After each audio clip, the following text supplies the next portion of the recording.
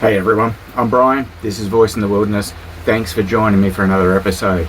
So today I want to make sure that we're all on the same page about what the government's doing about this Bondi massacre thing.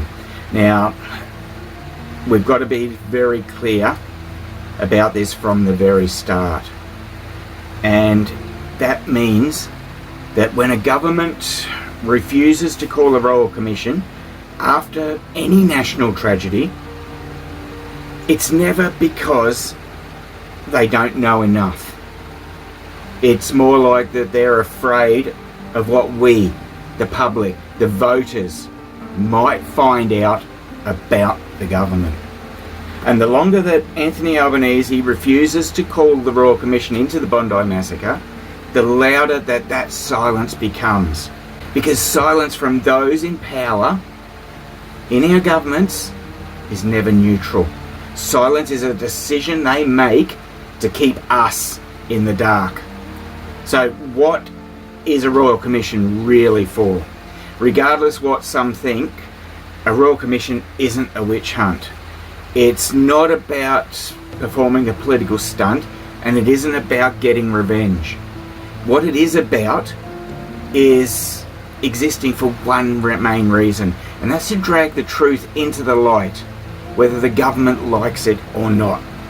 Now, a Royal Commission has the power to subpoena documents, to compel testimony from those who don't want to give it, to put ministers, departments and agencies under oath, and to expose what cannot be hidden behind press conferences and talking points. So the real question Australians should be asking is this: what truth is this government so desperate to keep buried? What could a Royal Commission potentially uncover? And let's talk honestly, not recklessly, but honestly about this. Ultimately, a Royal Commission could uncover what intelligence agencies knew, when they were aware of it, who was briefed about it, which ministers, whoever else was briefed about it, and what warnings were issued to those in power. And most importantly, what actions were not taken. Not what was said publicly, not what was spun in the media, but what was said behind closed doors about those briefings from our security agencies. And it's the answers they're scared to give, because it may just prove who is responsible for the ignorance since the 7th of October 23 with this Labor government. Because here's the uncomfortable reality Australians are waking up to now. And praise the Lord that Australians are waking up. We keep getting told the attacks are unforeseeable. Right up until leaked documents, whistleblowers or post-event briefings quietly admit that the warnings did exist. So how could they be unforeseeable? How could these attacks be unforeseeable if people are coming out and saying, well, those warnings, those briefings did exist? Okay, so let's ask the question that the government refuses to answer directly. Were ministers warned by ASIO of heightened risks or potential attacks prior to the Bondi massacre? Notice how that question is never met with a straight no by any of our ministers or politicians. Instead, we are hearing a lot of there was no specific intelligence, there was no known individual, there was no imminent threat.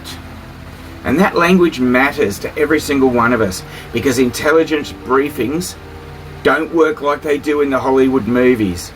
They don't come automatically with names, with dates, with GPS coordinates. They come with patterns, with threat environments, risk escalations, and probability assessments. And anyone who's been in the military would know that all of those are so important. And any government that claims it needs a crystal ball before acting is lying to every single one of us. Warnings don't have to be perfect for them to action them. So guys, this is what Australians need to understand. Governments in the past have acted on much less than certainty, and they do that all the time. They shut down economies on certain modelling. They force medical trials without any safety or long-term testing. We know that. They impose laws based on projections. They impose laws to punish Australians based on what others have done that the government neglected to deal with. They expand surveillance based on their risk assessments. But suddenly when it comes to public safety failures, we're told nothing could be done. That's not incompetence, that's convenience. Maybe if there was an injection against terrorism, Albo might then jump up and down until everyone got it and take note and actually say, oh yes, this exists, we know about it. Maybe he might just do something if they'd come up with an injection against terrorism. But we know that's not going to happen, so we know Albo is going to remain impotent. The pattern Australians are starting to see, and see clearly, is that Bondi didn't happen in a vacuum. Australians have watched, since 2023 especially, as the terror threat levels rise all around the world. Police are being stretched thin and recruiting those who want the money instead of wanting law and order and caring for people. And that's a big mistake. Intelligence agencies quietly warn of radicalisation risks, but they're ignored on border failures by the government. And the government, really, it's soft on crime policies. That's the state governments. And ideological blind spots disguised as community cohesion is hiding these radicalisations in these places of worship. Now, every time tragedy strikes, the script's always the same. We've heard it so many times. Now's not the time for blame, but somehow it's never time for the politicians to hold accountability either. It's like none of them, Albo, Wong, Burke, Minns, they all have so much trouble saying anti-Semitism. They've got no problems with saying Islamophobia, but they won't say, or they find it's like a ball in their throat to say anti-Semitism, because that's how much they hate the Jewish public in Australia. And we know that Albo's always backed Palestine and never Israel. So, okay, let's look at it. Why does Albanese refuse a Royal Commission, really? I want to be honest about this. I want to be blunt about this. Albanese doesn't refuse a Royal Commission because it would clear his government. He refuses it because it might expose his government's negligence, his political cowardice, their bureaucratic paralysis, or worst of all, their willful inaction. Because a Royal Commission wouldn't just ask what happened. It would delve into who knew, who signed off on this, who dismissed the warnings, because it'll show who those warnings went to, and who chose optics over action, who decided it was politically inconvenient to act. And none of those answers disappear when a minister leaves office. They will follow those ministers forever, for their entire career, and rightly so. If those decisions, which they did, got Australians killed, and yes, it did in this instance, it got 15 good Australians killed, from a 10-year-old girl upwards, and 40-something seriously injured.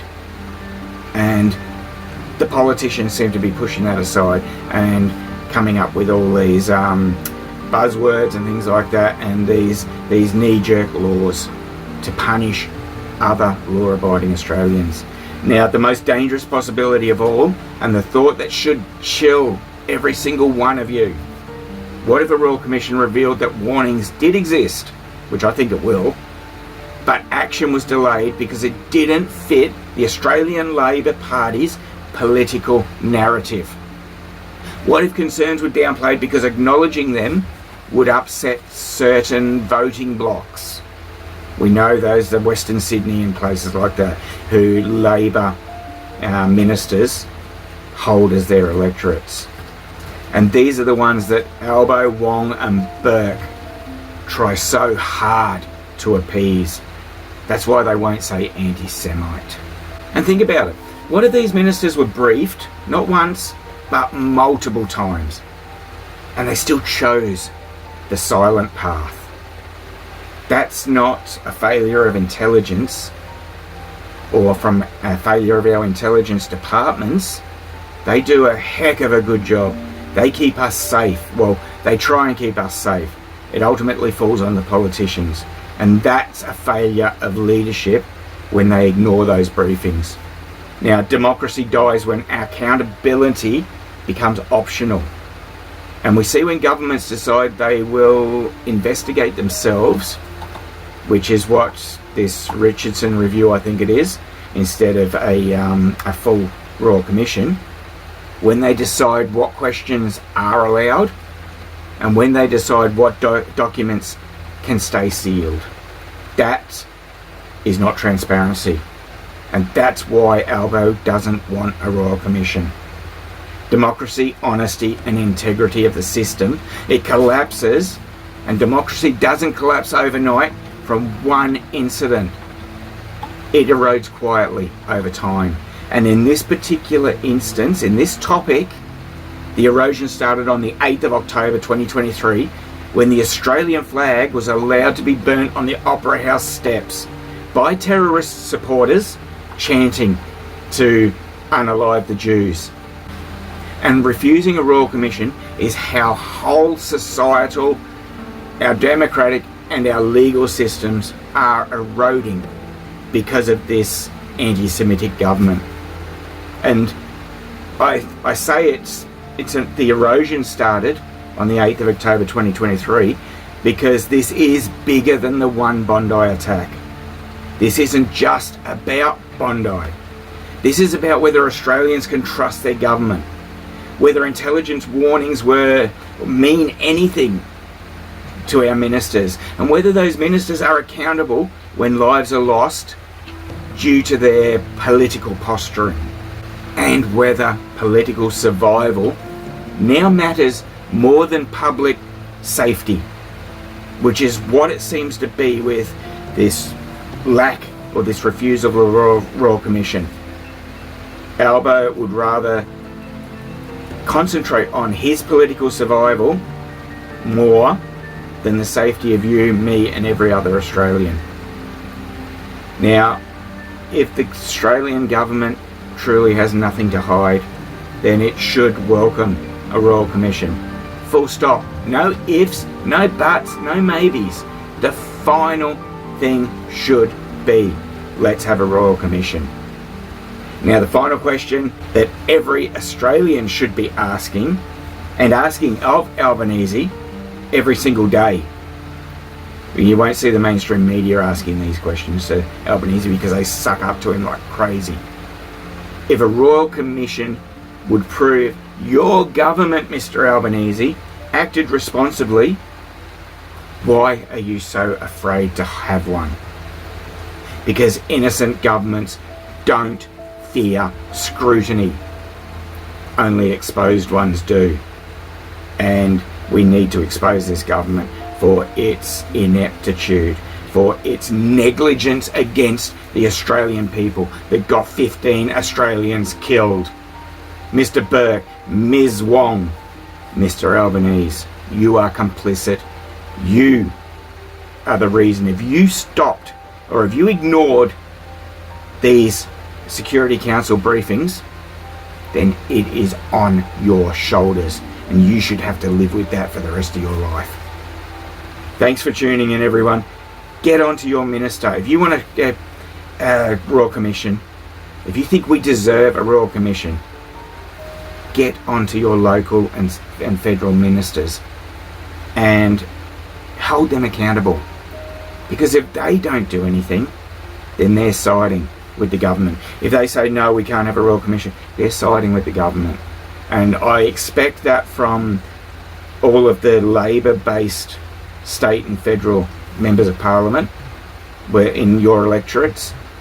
But I don't know why, but I would expect better from the LNP and the minor parties, except for the Greens. They just follow along what Labor do anyway. Anyway, my friends, thanks for joining in. Stay tuned for the next episode, and remember to like, share, comment, and subscribe. I want to try and build this channel up so I can do more of these videos, which takes time, takes effort, because I've got the other channel as well. Thanks everyone. See you next time.